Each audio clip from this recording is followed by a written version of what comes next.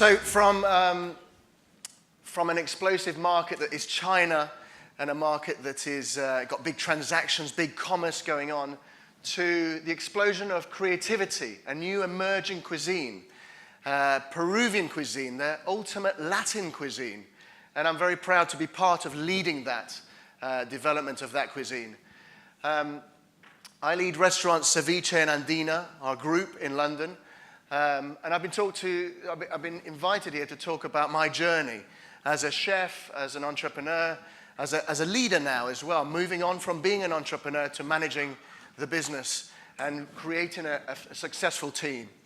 I'm primarily a chef, but I'm also a restaurateur now. As I said, I'm a managing director. We run 4 award-winning restaurants in London under the brands of Ceviche and Andina, and each are unique and special and different. I was born in Peru, and my grandmother was an Andina, a lady from the Andes. That's a picture of her. And she taught me how to cook with love, aquí se cocina con cariño, she used to say. And that's one of our sort of mottos within the company. And it really represents the care that we put and the attention that we put into everything that we do. And she taught me that anything is possible and to do what I love. And so in 1984, I was 11 years old. I was living in Lima.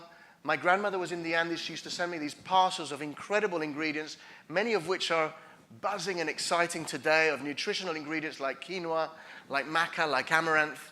And I would say, wow, this cuisine is gorgeous. And I would travel my country, try new dishes. And I loved surfing. I loved my family. I loved Peruvian music. But Peru was in a tough moment at that time. There was a lot of corruption. It was ridden by terrorism. And my father was threatened by the Shining Path guerrilla movement because he was English, he was white, and he worked for an American company. So times were tough in that moment. So we decided to leave. And we decided to go to the UK. My father is half British. So we landed in the UK, landed in a small town called Colville in the center of England, where I suffered from racism because I was different, and I suffered from emotional and physical racism. And that kind of made me realize, gosh, how can I fight back? Do I use physical violence, or do I charm people? But most of all, I thought, there is a beauty in my country and a beauty in Latin America that I want to tell, because there's ignorance here. And I want to kind of introduce something new to these people and something new to the UK that will be very special coming from my background, and fight against ignorance. And that's when that mission started in me. And I also thought, if I get to the top of my career, the top of the ladder in different businesses, I'll be able to succeed with something special and enrich people's lives. So that started my journey, first in music, working as a DJ and creating events. One of the first events that I created was called the Global Kitchen, where I would DJ and cook at the same time. Sounds stupid, sounds fun, but people loved it. And I included both of my passions, music from around the world, food from around the world. I always worked, and I've always been passionate about culture and ethnic cultures. I also became a music producer, and I created a whole host of compilations with a variety of artist catalogs. And then I went to work for Disney and became a board member there.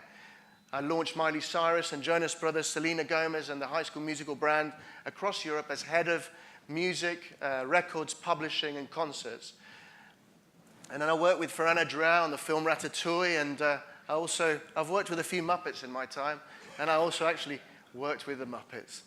Then I sort of went to work with iTunes. I was called by a right-hand person at Steve Jobs' team and said, look, we're launching something called iTunes Europe, and we need someone to run the European business and start that off. And there was 4 of us in a little office, very small office, no bigger than this stage, started iTunes Europe from scratch as a startup.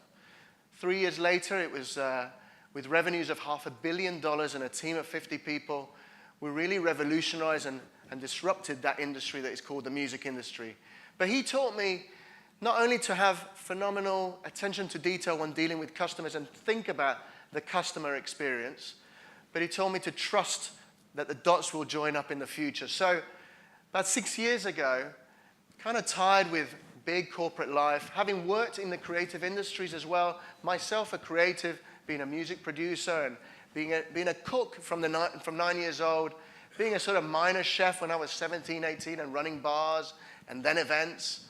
I wanted to put all those things together that I'm passionate about. Food, arts, culture, music, and also charity, to give something back and have that as part of my DNA and our DNA. To create the dream, a restaurant that is loved and a company that is loved. So in 2010, this is what was happening in my life. And this is the scene that was happening. There were really no Peruvian restaurants in London. There was a couple in Madrid, nothing really in Europe.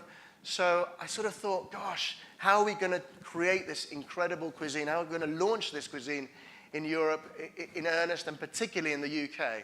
London being a top culinary capital, it's just a crime there's no Peruvian food here. It must be here. So I thought, you know, let's set about this challenge. People didn't really know much about Peruvian food or Peruvian chefs, what it's about, and people still don't.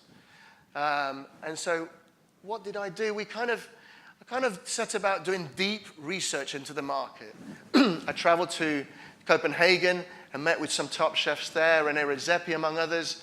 I traveled to Lima and met all the top chefs in Lima and Peru that were doing some exciting things. And also to New York, and also in London. We have a whole host of chefs and restaurateurs that are so inspiring. And, you know, I was very welcomed by the hospitality industry. Hospitable by name, hospitable by nature. It was fantastic. And they encouraged me, and they said, your idea is fresh. So I learned a lot from a lot of people. I had a crash course in cooking and in restaurant management. And I started to do supper clubs at my house, growing organically from nothing, and started doing then pop-up restaurants. Created the concept by sort of understanding the best of what is everywhere, and also what's deep inside me, and who are the people that I like to serve. And it was also the beginning of building what I think is today a world-class team that we have, from people from all over the world, and particularly from Latin American countries. But there was a lot of rejection. It was 2010. The marketplace was, there was hardly any investment, not like today. Banks didn't want to lend. I wasn't approved and tested chef or restaurateur. And there weren't 20, 30 restaurants of Peruvian food in London. So it was a huge struggle. But with relentless perseverance, I carried on and carried on. And I thought, no, with the supper clubs and the pop-ups, we have, this is an investment, this is an idea that can work. I could see that following starting to happen on Twitter and Facebook from what I was saying, and people were enjoying what I was talking about. So we had a fan base following our development and our excitement about launching the first Peruvian restaurant in London. But I didn't have that investment. So in 2011, I decided to sell my house and put everything I had into opening our first restaurant.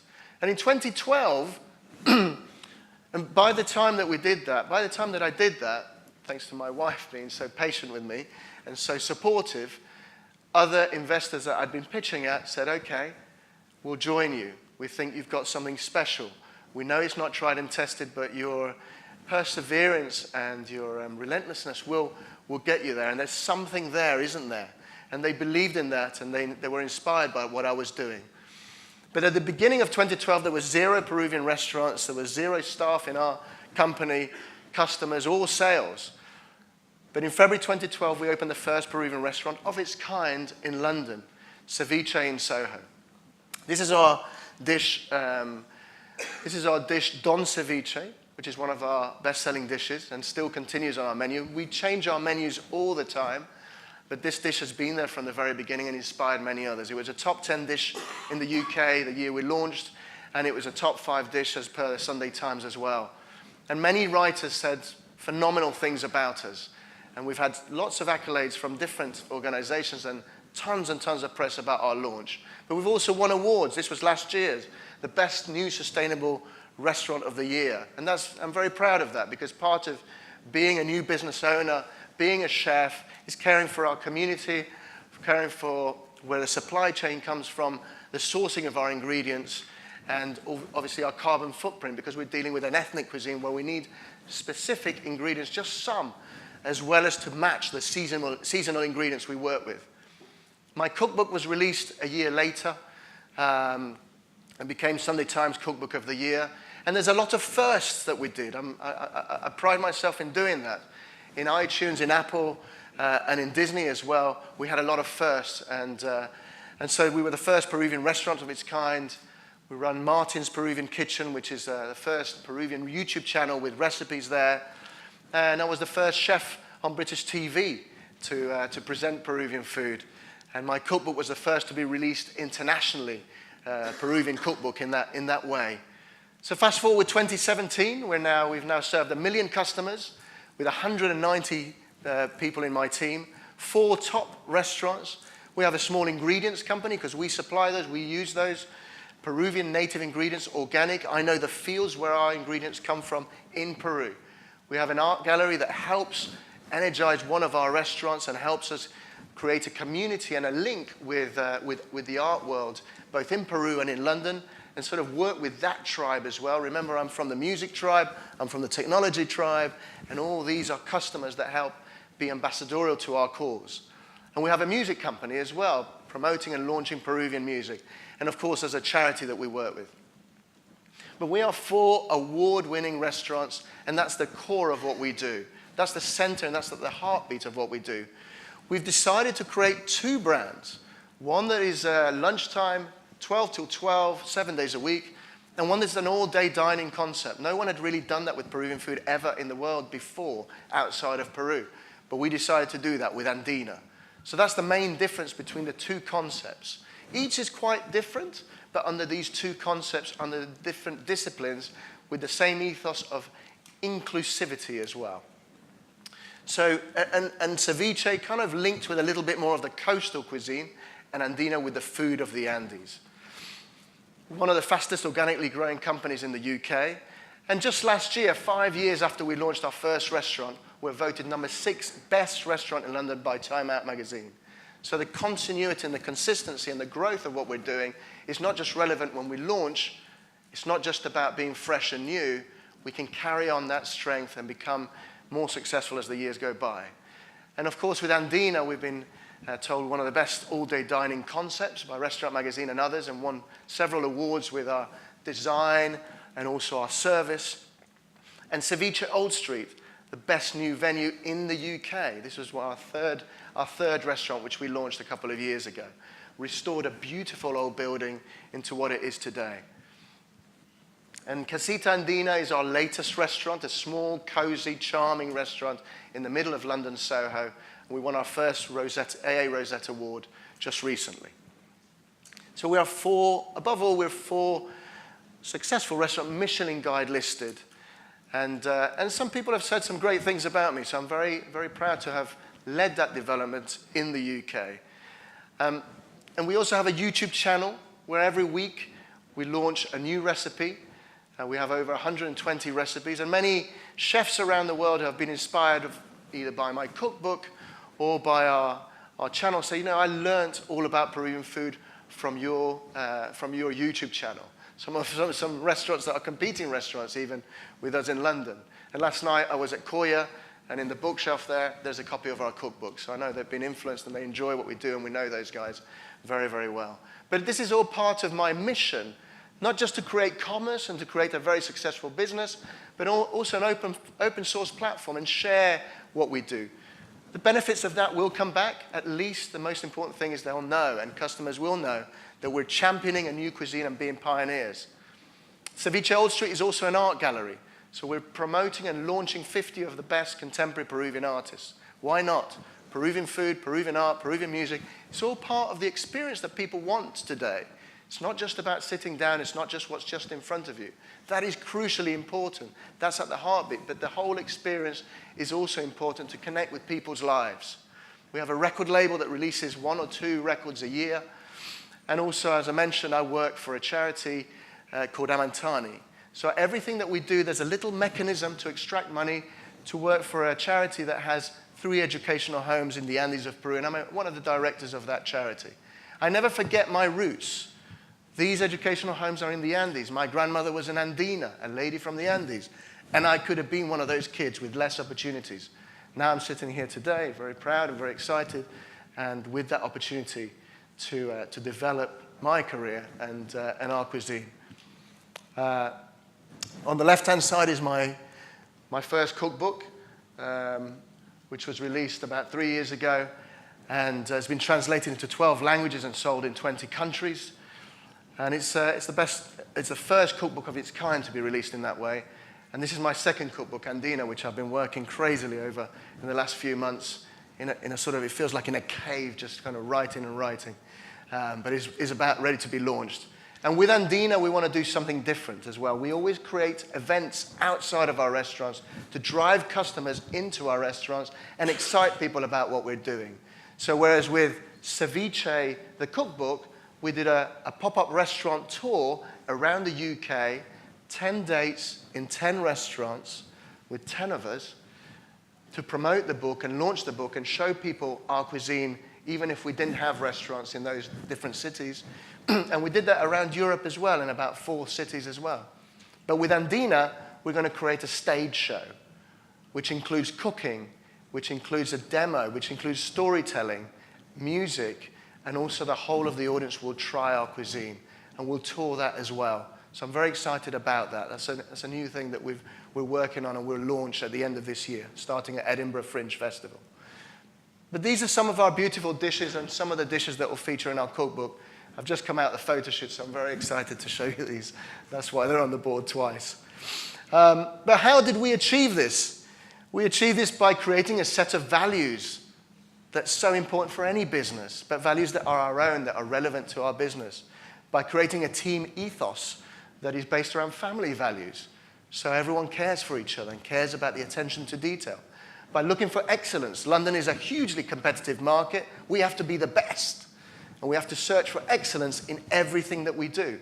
By being innovative, thinking about how a restaurant evolves today, 5 years' time, 10 years' time, making sure there are enough activities and events to excite people and refresh what we're doing so that people come back looking for something special. By being authentic, giving the wow factor in what we're doing, but being authentic, knowing our stuff. Every year I take 1 or 2 journalists to Peru, but I also take 6 or 7 of my team to Peru, to different parts of Peru, to research more about our ingredients, our cuisine, and really rescue and bring back and represent traditional Peruvian cuisine and mix that in with the wealth of creativity that comes from my chefs and I, that are all coming from different parts, particularly of Latin America. And by having a clear growth plan, we need to know the direction, the vision. So the structure as a company is very, very clear, and everybody knows what we're doing. Everyone knows the direction that we're doing. Doesn't mean we can't pivot and just kind of move a little bit, watch the marketplace, and understand what we're doing, but our aims and our targets have been met. We've not made any mistakes, any big mistakes in the last 5 years, because we've just listened to the customer all the time, but always been passionate about our creativity, about innovation, and knowing where we're going. So what will the future look like for us in 2020? Well, we hope to have 6 restaurants of Ceviche, 6 restaurants of Andina. Our focus has always been to be based in London, then in regional, and maybe one day internationally. I've turned down a lot of requests to do restaurants regionally and many, many more internationally, but our growth is conservative, it's prudent, and I don't want to. We're moving now from a direction of having 4 restaurants into growing and maturing the business. So my job as entrepreneur has changed into being a leader through fantastic business leadership courses within the company and through structuring the company so we can grow and be a more regional company. And we'll also work on more ingredients. There you can see our sauces and our quinoa that we sell, our art gallery, and we'll do a stage show, our cookbooks, and I hope by 2020 we'll have a new cookbook, our TV opportunities that we have and we're doing on our own YouTube channel, but maybe hopefully commercial television, the charity that we work with, Amantani, and we'll release an album that is called Andina to go with our cookbook, again to work with that lifestyle that people want from us, and hopefully a new album after that. So that's me, that's us, from the boardroom to the Peruvian kitchen. You can catch me on this website or at any of our restaurant websites. Thank you very much.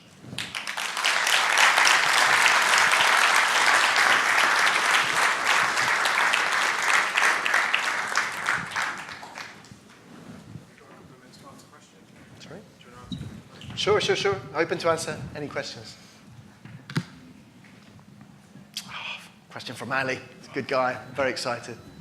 I don't know if you can hear me. Yeah. I want to start with a poem from Rumi, the Persian poet. It says, no matter how far you go, no matter where you go, you come back to me at the end because I'm your eternity. So it's beautiful with this journey of yourself and going in a mid-country city and defying the gravity, but not forgetting where you come from. So I admire that. It's inspiring and for giving back. The respect is mutual, Ali. Thank you. The point you talked about, 2011, coming out of Apple and launching the first restaurant and having launched iTunes, but yet selling the house to set up and follow your passion, created a question mark in my head. Either Apple is not a good paycheck or you over-designed the first restaurant. Which one was it? Over-designed the first restaurant? And the expenditure and the cost structure. So I had a bit of a misline between coming from the high-octane pay of Silicon Valley and having to sell the house to go to a restaurant. And I asked that for the young entrepreneurs here who think they can come up and set up a restaurant in London. So what was this decision and rolling out all the finances for Ceviche's first restaurant? I guess even though I was quite high up at iTunes, I was not wealthy by any means whatsoever. My house was mortgaged up to the hilt. So if leaving the work that I had and the career that I had was a huge risk. But as I said, I studied the marketplace and I developed something that I think and I thought at the time, which has been proven right, was a risky gamble, a risky bet, and a well thought out. Sorry, not a risky bet in a way because we've researched it and we've tried and tested the concept in small ways, I realized also life's not about money, and I've never been materialistic in that way. I like buying a pair of new trainers every few weeks. That's about it. But I'm not a yacht or a Ferrari kind of guy. I love experiences. I love serving customers. I love doing cool stuff.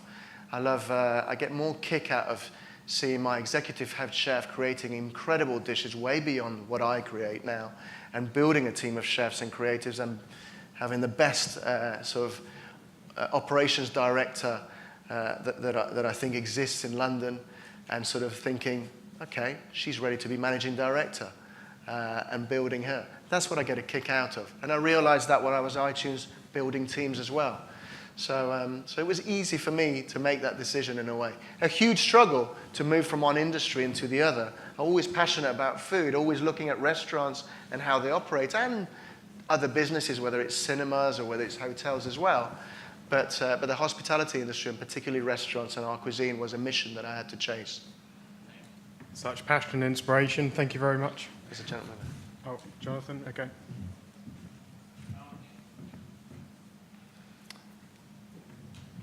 Just very quickly, Martin, and this is more of a comment. We haven't met yet, but you've met my son, Hugo, who's 23 years old, and you spoke to him with the founder of Innocent Smoothies some time ago when he's part of the NEF, the New Entrepreneurs Foundation. But as a result of that talk, he has now launched his first restaurant in London. So thank you for that. Wow, thank you. Thank you. That's fantastic. Well, that's what I'm here to do, to share what we know. Another big round of applause for Martin. Thank you. Thank you. Great work.